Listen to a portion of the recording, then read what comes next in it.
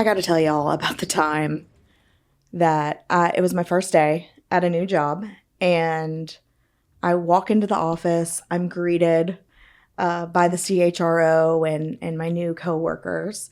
And it was a startup, so it was a very small HR department. There was me, the CHRO, a benefits manager, and then a recruiter, and just little old me, right? I was a good 10 years, though, already in my career, okay? And we're welcoming, and the recruiter was like, I actually brought breakfast for us to welcome you. And it was so nice. As a matter of fact, that person is still one of my work besties 10 plus years later. So she was very welcoming, and she was great. And the CHRO looks at me. Remember, first day, I literally just walked in the door, and she was like, oh, you should go get us some coffees and some forks and knives. You? Oh my gosh. Welcome-ish. Now, do keep in mind, I'm 10 years in. I'm above entry level. I'm like mid level at this point. I'm probably the youngest, though, still with it between the three of them. So now I'm the fourth, right? And I looked shocked not because I wouldn't go get the coffee and the forks, but I don't even know where the fuck to go, right? Oh, yeah. I literally just walked in the building. Right. So you're like, I'll go to McDonald's. Can you be our bitch? I'll be right back. I was like, gosh. Okay. So thank gosh, I'm going to actually shout out my work bestie. Her name is Brandy. She looks at me and she's like, hey girl, come here. I'm going to show you where they're at. So she knew enough, like how fucking ridiculous is that? So she takes me to the kitchen and she helps me figure out coffee orders essentially and getting forks and knives. And she was like, don't worry, she's a bitch like that. And I'm telling you, that solidified our relationship that we're still friends to this day. I think that was in 2014. But she couldn't say that during the interview? Well, you know what? She thought you'd be her work best. She's like, I need her. Right. Yeah, I should have known, honestly, in the interview, because I interviewed with the recruiter and the benefits manager during my interview, and it was great. And we all vibed so well. It was an incredible interview. And then the CHRO came in, and just the questions she were asking was so they were off color questions.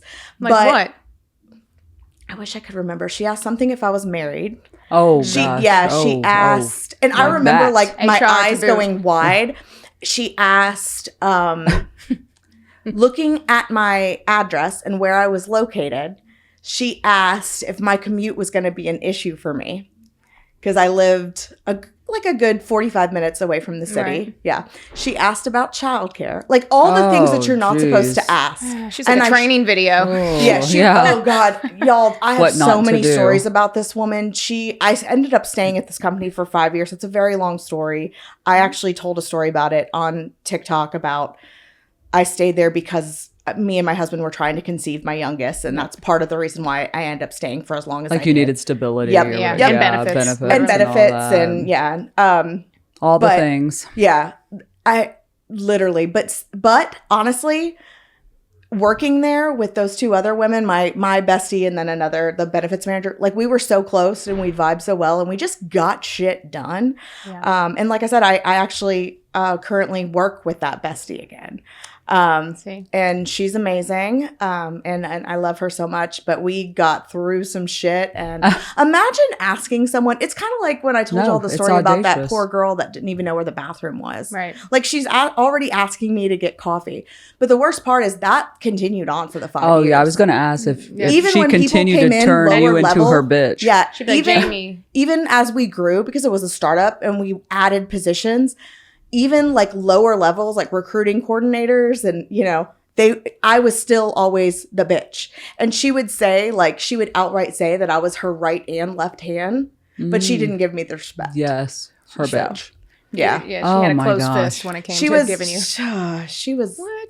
I have so many stories about her. There'll probably be another one on the podcast. That's a good thing we got season 12 mapped out. I know, exactly. So many stories about her. But now, what would you have done, Ashley? I'm curious. If it's your first day, you literally just walked in the building. There a couple minutes, right? Yeah, I mean, really. Literally. And you were asked by the head honcho to basically start just doing stuff, menial tasks, not related to your job. You don't know where anything is. Right. I mean, I'd probably look to my left and right to see if I was getting punked. And when I saw she was serious, I probably would have been like, the fuck? And I would have been so resentful, and that would have bubbled up Yes. and things. Oh, yeah. And I would have thought, and when going to get the coffee, yeah. I would have thought that, where else was I interviewing? What are the opportunities for this? What the fuck? I Yes. would have been Do I really need this job? texting my girl's best friend. I would have been unproductive from day one. Oh, Because I would yeah. have been. Well, and It'll I- shut you that's why- down, right? I yeah. mean, What about just- you? Are you? Yeah, well, y'all know I'm just a tad transparent, but I typically roll it in sugar, right? I mean, I Yeah, am well, Texan, yeah. Yeah. so I was just thinking that, like, what would I have done? And I think I would have said something like, I just got here. Yeah, what the fuck? Like I I don't like even make know. jokes, Yeah. like to like Yeah, point to out how mask people how stupid you are. Yeah, Not you, exactly. but, you know, her- exactly. Like yeah, I don't want to her call you request dumb was- as hell, okay? Yeah. Like that would be Right, but, like, rude, that's but I'm gonna also- be like, I just got here. Like, where is everything? Yeah. You know? And I would Right. like kind of put it in that dumb like Right. laugh chuckle, like you're tripping, bitch, Literally. without saying it. You know, because Yeah. I wouldn't have moved. Yeah, and I knew that I wouldn't have done that because I would, like you said, I wouldn't have known where to go Yeah, or anything. I'm so you know? thankful for my work bestie that like easily was like dumbfounded by that question. Matter of fact, Good. she still tells people goodness. that story. Like on Jamie's first She day. went woman, yeah. She did, right? Yeah, because she Yeah. even knew was like that was insane. Right. She probably was like, what? Yeah, you and know? look, I'm not below getting No, anyone no, no. coffee. Like Always- that's always not good to that help. wasn't No, but it's- it. It was but- the fact that I literally had walked in. I am not kidding. It probably hadn't been 10 minutes. Right. Well, I don't. And But She I should have don't got care. you I don't- coffee. Well, that's the thing. Exactly. Exactly. Or show me in, where in, it is. in any type of environment, it should not be anyone's job to continuously get coffee. People can get their Oh, own coffee. I know. Yes. And even in an assistant type role, like we've all seen Devil Wears Prada, even in an assistant type role, generally you're assistant to set someone up for professional success. That does not mean you're someone's bitch and go and get it. And there's some people that love that stuff. Like I know all sorts of people that like that's what they absolutely love. But in a appropriate, respectful workplace culture, everybody can go and get their own shit. Because also, what are you going to have a tray? Come back, do Well, like I know. Come Like back. there What do you was then? 4 What do you do? people, and I'm like literally. How am I going to carry? Well, then 4 cups of exactly. coffee? Well, obviously you have to bring hers first. I hadn't even Otherwise, put you're down, gonna get. Oh, And I hadn't even Right? put down like my purse yet. No, I'm you not still had kidding your you. shit Did on? you Yeah. take your purse? I And it was- I would have been so weirded out walking my And purse. it was in February, turned it so I into had a coat on. Turned it too. into a fanny pack. Well, shit. What do I do in this situation? I like literally like I said, my friend Brandy was like, here's your desk, Bitch, Oh, my and was like, God. let me Thank put my you. stuff down. I don't like that. Yeah, I don't. But I really don't like that. That think that like that. Treat people, especially don't even think about that welcoming level approach. 100%. A leader that's like, let me get things for you and flips the script. well, yeah, that's Like that's Like leadership. make you comfortable on your Yeah, first like, day. Go figure. exactly. Oh, It's so simple. Oh gosh. Well, Jamie, welcome to this podcast. That's more welcome than you got in that job. That's for damn sure. Now, thank you though for joining our meeting today. We got a good one for you, I think, but I am a tad biased. That was our hot goss straight from the water cooler, courtesy of Jamie. And, on the agenda for today, we are going to transition into some cringe corporate speak, and that's going to be brought to y'all today by moi. That means me in French. And Fancy. then, Bougie. I know. I just randomly, I like started speaking another language. Croissant. All right. And then we're going to move into our hot topic of the day, and that is anything and everything having to do with corporate politics. Oh gosh, don't we love them? We do, right? Everyone's shaking their heads here. Big sighs around the room. Election year. Oh gosh, it's about to get more Yeah. politically. But we will discuss that today. And then as always, of course, we will transition into questions and comments. So may I please go ahead and kick us off with our cringe corporate speak of the day? Yes, please. Yes, when you're in court as a lawyer, you generally have to start arguments, or at least you do in law school when you're pretending to be in court, and you have to say, "May it please the court." Oh, so I should say Corny. that. Yeah, may it please the besties. May it please the besties. I would like to continue with the cringe I corporate speak. approved. Allow. All right. Well, what I got for y'all today, I don't know if it's like a regional thing or if it's universal, but lipstick on a pig. does anyone use that? Lipstick on a pig? I've heard it. I've never used it though. I've All definitely right. heard it. Lipstick on a pig. Yep. So I'm sure some people are cringing, as you should, but lipstick on a pig is just trying to make something ugly pretty. Yep. Right. So they say pigs are ugly. And I've seen some cute pigs like Babe. Yeah. Remember that shit? Yeah. Like cute little thing. Oh, I love that movie. Yeah, so it's kind of that's a good offensive movie. to piglets, out. And Piglet himself is Presh Very, yeah. from the Poos. But yeah, lipstick on a pig, just trying to, make something Yep. dumb, ugly, and ridiculous we're doing at Yep. at work. Yep. You know, we're trying to prettify something. Right. This was used a lot for me at a defense contractor that I worked for. Wow. So maybe a more traditional seniority-based workforce, a little bit old school. Yeah. And definitely very Texana where I was living at the time. So to me, I always wondered, oh my gosh, like what, is this just like a regional thing? Like it's just like, because there's lots of pigs around, literally and figuratively. Like, is that why we're Right. using this? And people love that. We'll put lipstick on a pig, you know? Yep. But, you know, for me, it was kind of like they would say that when it was like the most dire situation, like you couldn't make it pretty. Right. Like it was, I was bleeding, you know, like there's nothing, it was a slaughtered pig, Right. you know, it was a Hawaiian pig, like just, With the just apple in slayed its up. mouth, Exactly. like, Like, you're just- how am I supposed to prettify that Yeah. thing? You know, this Well, ship's those done are- sailed, those, you know? the red polished apple. There you go. It was a poison apple. But yeah, I was like, I'm sorry. I'm not a magician, but that's okay. All righty. There's our cringe corporate speak. Transitioning into corporate politics. Who wants to kick us off on that? I'll kick us off. And I think corporate politics, I'm curious what different people think it is, but generally corporate politics, the way you can see it is if you're in that situation and you're like, this is what we should do, but we cannot do that because this person likes this person likes this, especially people in leadership. And so you have to think like all of a sudden strategically, and you can't just have a very natural conversation and like, this is why, because they'll say, okay, well, we got to do this, and we have to do the PowerPoint in this font. We have to use the specific font, and then we can't have these people in the same room because 20 years ago they had this situation, and so we're gonna have to, and they disagree, and so it's this idea of having to think about nonsensical aspects of work because of relationships where like especially leaders don't get along. I mean, it really is if you're looking at like, if you think of a preschool, like the twos class, maybe threes class, where it's like the kids are starting to like have different, and you have to be very strategic of like, well, this one doesn't nap and this one still's wearing a diaper. And that's, and to me, that's this what one corporate shits their politics is. pants. Exactly. Exactly. It's especially in that leadership suite. And like, we have to treat people and think about their sensitivities as opposed to like literally being able to lay out something and get things done quicker. And so the corporate politics, I think there are a lot of leaders that don't have self-recognition, self-awareness to know that they have been self-elected into office, and they may not realize it because they are someone that has certain particularities that are requiring the corporate politics. Yeah. I mean, for me personally, where I see the corporate politics that are just ripe, I mean, just like overwhelming, like that is probably the majority of your workday, are those orgs that I've worked in personally where the length of service was extensive. Right. Where, people reference themselves as lifers, organizations where that is the only place they've ever worked, because you can imagine, right? Like just all the incestuousness and the relationships and the nepotism and the favoritism. They've grown up with these people, air quotes, And so I worked at a business where, not kidding, I mean, it was like a slap in the face how much I had to consider the corporate politics on the daily. Yeah. I mean, and I estimated it was probably 80% of my workday. Yeah, like right. legit. I was having meetings about meetings, the pre-meetings about meetings, and the 10 meetings. Pre-meeting. Oh my God. If you've never, please it's tell so what true. if anyone has never been in because someone is hearing that, what the fuck are you? I remember the first time I heard the concept pre-meeting.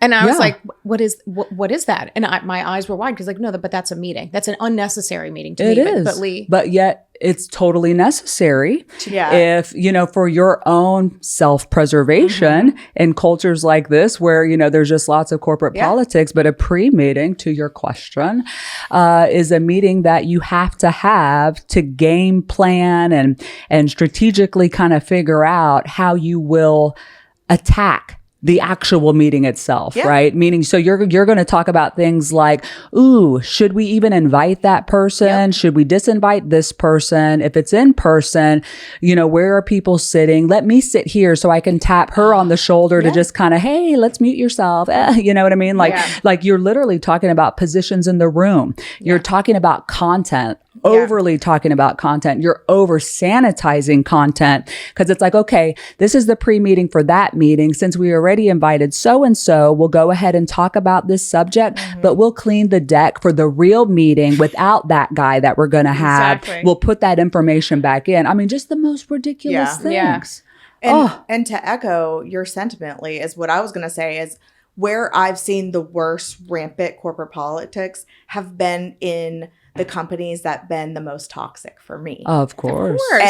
And so I can think of two companies of the handful that I've worked at, and just the same, the pre-meetings, the meeting after the meeting too, The post to meeting. download Postmortem. That's after the projects Oh, or the thing. Yeah, that's I mean, it. and in those, I never felt like I could be successful No. HR professional Wow. in those. I mean, I was able to do a limited portion of my job, but I could never truly be successful because of the bullshit politics, right? You should be like a referee. Yeah, there's Like, some you know? bullshit hierarchy and the Nepo babies, or, Yeah. so-and-so's been there 25 years plus. And, well, this is how we've always done it. So Uh-huh. that's Oh, cute, yeah. Jamie, that you want to try it this way. But that's not going to happen. So those are always like like I'm thinking back to one place in particular, and I'm like, ugh. I know, she's having- Jamie's cringing. She is. Well, because She's shaking. I don't think I realized while I was in it. You never I mean, I really knew do. it was bad. Yes. But I didn't really realize until I left how bad it was. And Tends to be. the Yeah, I fucked know. up part. I don't know if case. I don't think I've ever said this on the podcast or a TikTok is Her two avenues. Ooh, I do was- tell. I know, my two avenues of communication. well, so I got if a word falls from Jamie's mouth and it's not on the podcast or on TikTok, was it well, said? I don't want to repeat a story and like Yeah, be yeah. boring as fuck. So, so anyway, my point is this, the one place I'm thinking of is I got really ill, and I actually end up having pneumonia. Oh. And the thought of me being out sick was worse than me and them Actually being talking sick. about me Right, Oh, right. Even damn. being from sick that perspective was oh. worse Right. for me than having pneumonia and legitimately being sick. Right. And that's when I knew I had to leave, because my worry, my anxiety, the stress, the physical illness of actually just me being sick Mhm. wasn't worth, being in that environment and the corporate Yeah. politics. And I mean, because of like losing like political ground Well, or right, or control what or they- standing, or they're because- all just going to be talking about me Jamie's because not that's here, what so they we do. can blame it on Well, Exactly. that was their MO. So when Yes. anyone went on That's so vacation gross. or was out, it was like shit moved differently. Uh-huh, Yeah. So, like- yeah. Oh, this person, let's say I have a person reporting to me. This happened, so I'm being very obvious. Let's to it. say, But let's someone, say, someone imagine, reports if you to will. them, but Jamie's out, so we're gonna move this person Oh, geez. under someone else. Right. We're gonna fire this person real quick. Yeah. No, literally. Like genuinely, because they just didn't like them, even though I had no write-ups on my person. The We don't person want to was manage great. them this week. Well, literally, and like it was just so cutthroat and just, and so like that corporate politics equals toxicity to me. Yeah. Yeah. Well, and I think it's HR and having been in legal are two of the departments I think have a lot in corporate politics where if an idea stems from those two departments, legal by far being the worst. If an idea can never originate in legal, you can't ever say legal's driving this project, because then CEO's like, fuck that, like absolutely not. And so frequently it was in legal and HR thinking about how do you get finance on board and turn this into yeah. finance driving this. Yeah, and so yeah. it's like that relationship of like, okay, well, we have to loop in this person because they happen to have the CEO's ear. And so I'm sure there are some of those listening that are in HR that are like, they know that like this can't be an HR or people pushing this. And so sometimes we talk about this of what can you do in the workplace. And so I think having these conversations within your team, and you'll see this in our discussion guide and in our email, if you get our HR Besties weekly emails, which if you don't, you should, but is to think about starting with your team, starting with yourself and then starting with your team of where are we spending unnecessary energy at work? What are the things you think about? In one very real example as well in corporate politics is like an email subject line.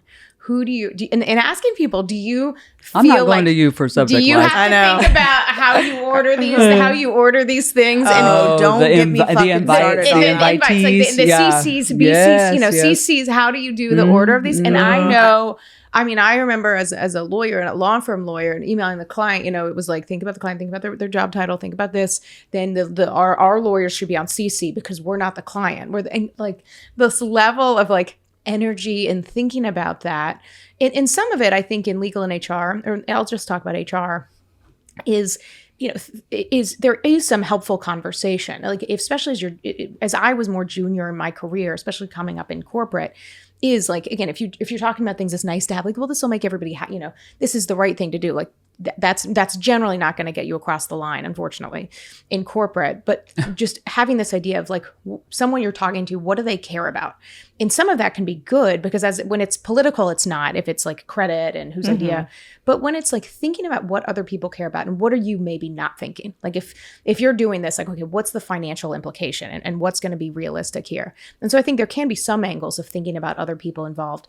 But if you talk to your team and you're like, this seems like a wasted time effort, I think the email listing of subject line and listing of email addresses is a very real one. And who's invited to the meeting? Then everybody bitches about meetings until they're not invited to the meeting. Exactly. And Well, I feel like I should have been on it. I should have been. Well, I don't know. Yeah. And then, Why and then wasn't the I in person's there? like, I mean, I've fucking done that shit too. Well, though. I wasn't in this meeting, so like, Yeah, I'm not. I don't know. Yeah. So I'm absolved from all of this. I'm done. Yeah. I'll have no part in this Exactly. because Yeah. it's like the sensitivity. I mean, again, it goes It's back true. to the threes class. Well, I wasn't in DuckDuckGo, so fuck y'all. So Yeah, I mean, there's very real emotions, right? Everything that's happening out in the real world is copy pasted into the workplace because people, right? Yeah. That's the constant, right? So people, people. people be people in, and people are bringing all their baggage and their pain and their joy and all of that. And so there are a lot of hurt feelings, which I feel is kind of the impetus, just the core of corporate politics. I swear that's what it is. It's the feels, right? But we put this, these big words on it, but really that's what it is. It's like kids on the playground and they didn't want to play with me and they did, and all of this. And that's where I know we've talked about this previously in other episodes, that emotional intelligence, those softer skills really come into play. The ability to influence, my gosh, that is so key and critical to really survive and master, an environment that just has like rich corporate politics. But from my opinion, I'd love to hear y'all's, you can't change an environment like that, right? Because you're just one person. You can do good things. But for me, I felt as though, well, hey, that is just a reflection of a culture that, again, in my experience, has been occurring and growing for 100+ years. Like, I'm not going to be able to really turn this. I can run my team this way. I can lead this way. I can make impressions and impacts this way. But this is just the ticket to play. It is just going to be part of it. You know what I mean? And it's very derailing to my job sometimes. And is that okay with me? Right? Because people ask me, well, how do I get rid of the politics? That's going to be that environment. You know what I mean? It's going to be that. But sometimes I've had some success in like moving the needle, which is probably cringy speak, but like because it is, you're not going to change things overnight. No matter, and if you try to come in and present like, well, this is what you might be right, but you will be wrong as hell. Like you will be like, you better pack your bags. You really remember, I love to say, do you want to be right or do you want to be happy? That's right. What? It's spot on. And so, but it's thinking about if you can, and sometimes it's asking people like the words pilot program, like sometimes just giving it a try. Like, could we try this and this? Like, again, while that shouldn't be needed, sometimes that's where you can make the change, is to show something in a group and show how that happens and show the results. And because there is that root of fear and fear up through the top levels of the CEO is afraid of the board. The board is afraid of, publicity, shareholders, depending on the organization. Everybody has that built-in fear. And so they try to do that by having control, which means everybody else sees those ripple effects. But like, I remember one quick story, someone in my comments had, and I thought this was a really good example of corporate politics. And they said they got to, ride in the corporate plane for the first time. And they were like, I got to. And they're like, someone stopped me as I was getting ready to go on the plane. They're like, no, the COO needs to go on first.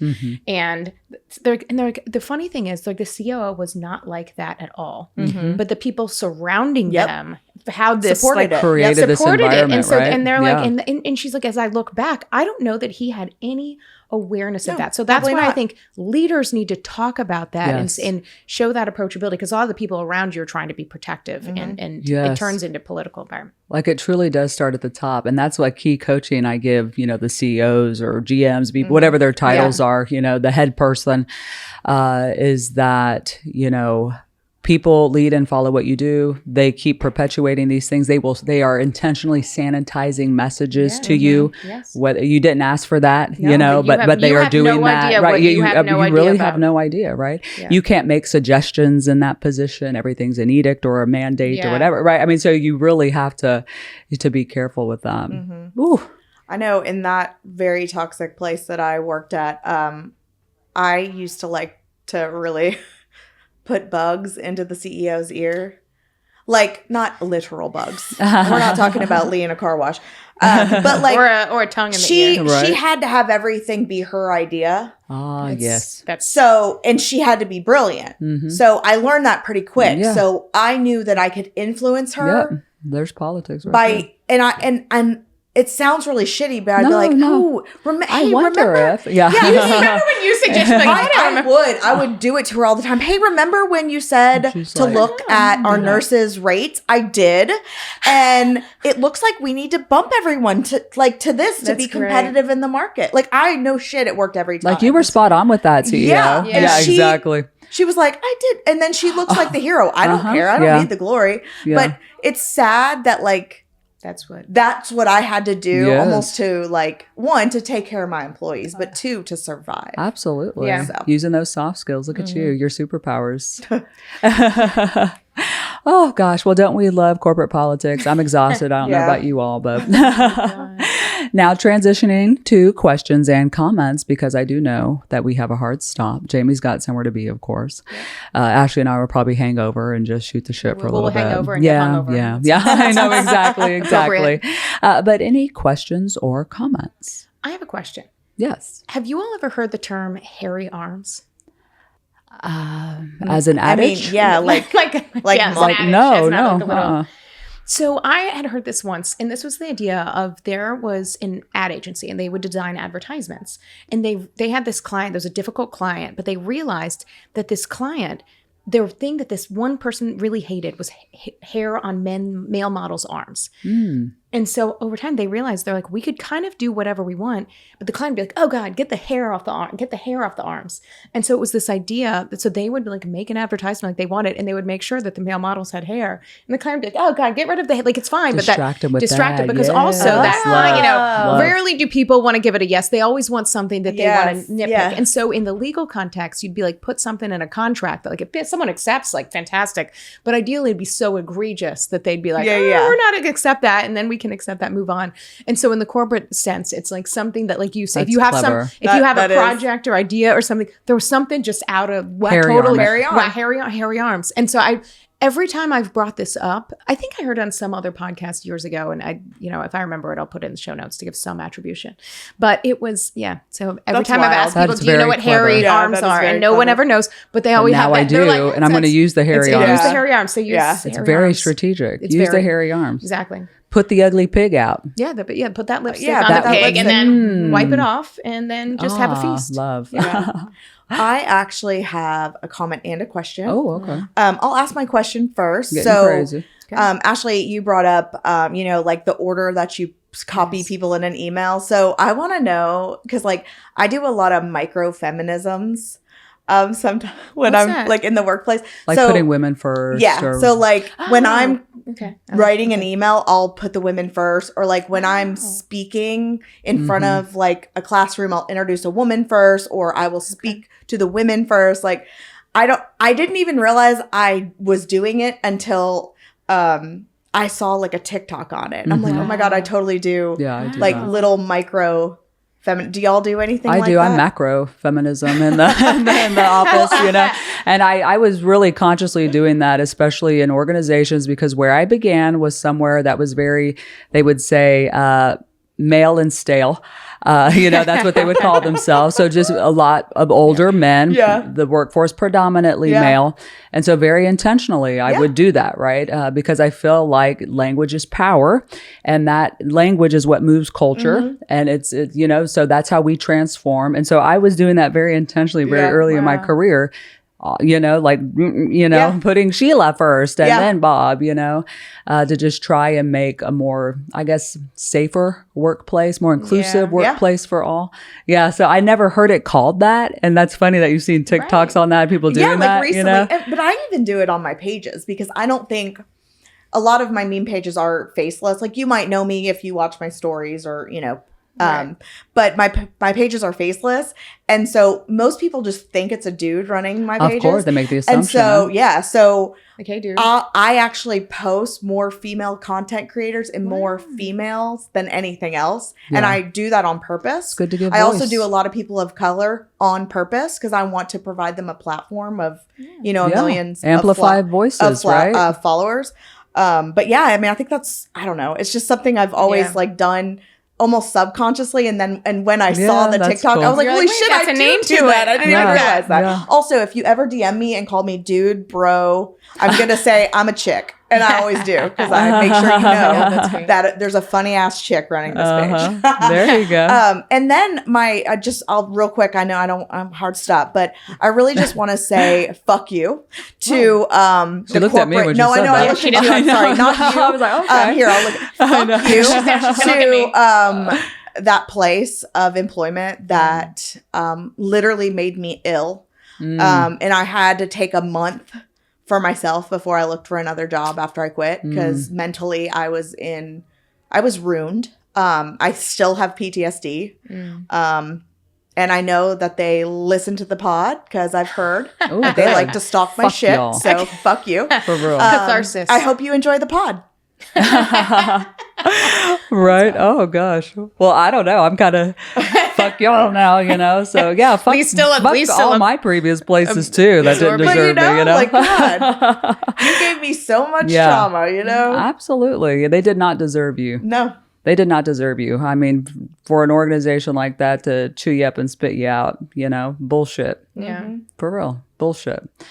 Gosh, like I said, I got a little dizzy there. I got all fired up for you, So what is my question and comment? I think I have more of a comment today, and maybe a quick story, but I've had people ask me, well, how do you, define politics, or how do you know an organization is very political and all of this? And for me, one of the glaring things beyond lack of civility and your own feeling that I can't get anything done. I can't be productive because I'm so worried about how everyone else feels. That to me, that's a huge indication of politics. But another one that we haven't discussed today is the gossip mills, right? And that weaponization of gossip. And you always see that, with your peers. I think that is, just normal. As we talked before, I shared before about information being power and people needing that, to do their jobs. And, so you always hear a little something like this. Hopefully it's not ugly, right? People making fun of people and all of this and meaning it, a little cheeky. Okay, fine. But when I see the C-suite doing that, and I've worked in places where the C-suite, oh my gosh, the CHRO is the biggest shit talker, I mean, on the face of the planet. Just know that when you walk out of that meeting with that bitch, she is doing the same thing. Yeah. She's saying the same shit about you. Yep. Nod. Do not play along with that shit. That's what I'd have to do. Just sit there. Oh, okay. So you're crazy. Okay. Yeah, you're a bitch. Okay, great. And now you're about to go and talk to my peer and talk shit about me. Yep. Just know that. And just know that they're trying to get things out of you, and they will use that. So she would probably want to use that as kindling her fodder in the next conversation with my peer. Well, Lee said X, Y, Z, oh bitch, what did you say? Right. So never play into that. Very rare would I even agree. I'm just listening. Thank you for sharing. Just listening. Great. But for me, that is a big one in political organizations. My God, it's just constantly backstabbing and stick-its and all of this. And it's just that gossip. But when it comes from the C-suite, it's heartbreaking because you just know you're led by a bunch of fucking insecure idiots. Yeah. So previous workplaces. Yeah. And it's also like, it's really not that serious, guys. We are Calm literally down. not saving lives. But to some people, that's all they have. And Yes, so that's you're right. actually what that showed to me. Look how empty. Yeah. Look how it's sad. pathetic. Yeah. Look how sad. Yeah. Just sitting at home with no family, no friends. Yeah. You've isolated yourself. You They put live for lipstick the on a dollar. Thank you. Full circle. I love that. And on that note, we'll wrap up today. Thank you so much for joining us. We appreciate you all very, very much.